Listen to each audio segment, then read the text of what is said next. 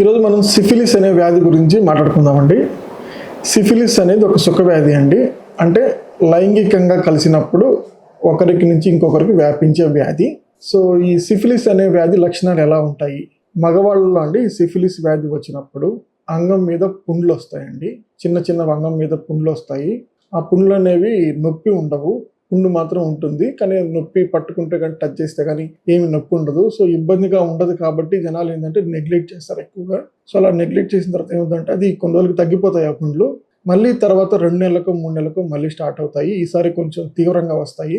So ఆ విధంగా వచ్చినప్పుడు ఏమిటంటే ఈ సిఫిలిస్ వ్యాధిని నిర్లక్ష్యం చేసినప్పుడు అవి లోపల ఉండే నరాలని పాడు చేసేస్తాయి.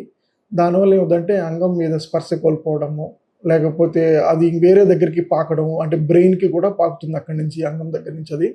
సో దానివల్ల ఇంకా వేరే లాంటి సమస్యలు, చాలా పెద్ద సమస్యలు వస్తాయి.